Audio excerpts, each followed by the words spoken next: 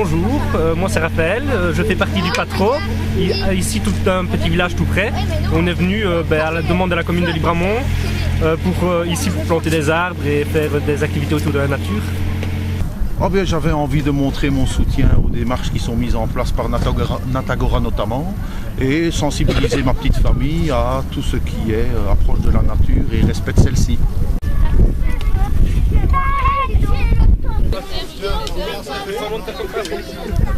Ici, c'est le terrain où les enfants sont venus planter. Donc, ce sont toutes les associations, des groupements, des jeunes, du Patro, les louveteaux et les scouts. Il y avait 250 enfants cette journée sur le terrain pour planter tous les abords de la propriété. Et il y a le même chantier avec des adultes qui se situent un peu plus loin, où ils font aussi des plantations donc, de haies vives.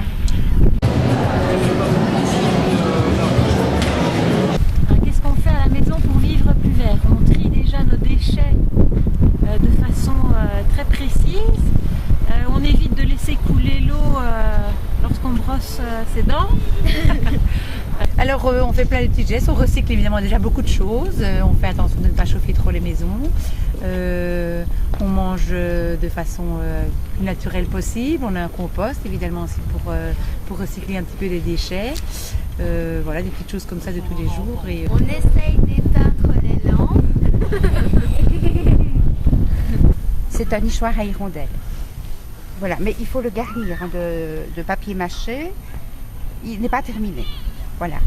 Ah oui, et pour la nature, on a mis une nouvelle installation de chaudière à pellets dans la maison. Donc on n'a plus de mazout.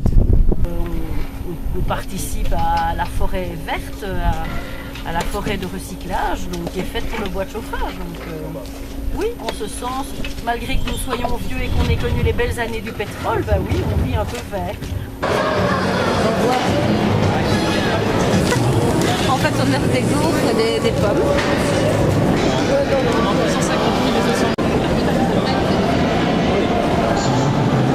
On est toujours avec Electrabel, donc nous, on est toujours comme ça, on est en stand-by de ce côté-là, donc on ne sait pas où aller. Ça nous inquiète vraiment parce qu'on ne sait pas à qui se fier, quoi. C'est ça. Je pense que le principe même des panneaux actuellement n'est pas suffisamment performant. Le recyclage n'est peut-être pas encore au point. La majorité des panneaux viennent de Chine, ce qui fait quand même un transport considérable. Je pense que l'éolienne, ça c'est à notre portée, je vais dire pour tout un chacun. La géothermie aussi, bon c'est ce que je dis, nous sommes en fin de vie, en fin de carrière, ce sont des gros investissements pour une maison qui existe déjà, mais je crois beaucoup aux puits canadiens, des choses comme ça. D'autres pays en ont déjà fait leurs preuves depuis bien longtemps, ils n'ont pas attendu après nous. Donc, Dans notre rue, il y a quand même, attendez, il y a bien 6 personnes qui ont placé des panneaux quand même, hein, des panneaux solaires, oui. Mais on avait dit qu'on irait voir les uns et les autres pour se renseigner, quoi, mais on ne sait pas.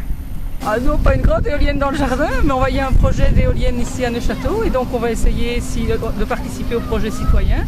Et puis j'espère qu'un jour, au niveau politique, on pourra amener ça sur Libramont parce qu'il y a vraiment des espaces où on pourrait, je pense, franchement, utiliser la nature pour pouvoir faire de l'énergie verte. En fait, on ramasse les papiers par terre si on en a dehors pour arrêter la pollution. Moi, quand je vois de papier par terre devant chez moi ou dans la forêt, pour aller dans la forêt, moi, je prends toujours un petit sac et je mets toujours les déchets dedans. On trie les déchets, parce qu'il y en a ceux qui se recyclent et d'autres non. Alors on met dans un sachet de ceux qui se recyclent et d'autres non. On met les canettes ensemble et tout ça. Mais quand on ne va pas sur la télé ou sur l'ordinateur, on est toujours pour économiser de l'électricité, pour que les autres puissent en avoir aussi. Leur avenir en dépend, donc nous on est encore en air respirable, mais quand on voit ce qui se passe encore aujourd'hui au Japon, pour citer un fait de l'actualité, il est grand temps de faire les choses avec le plus grand sérieux.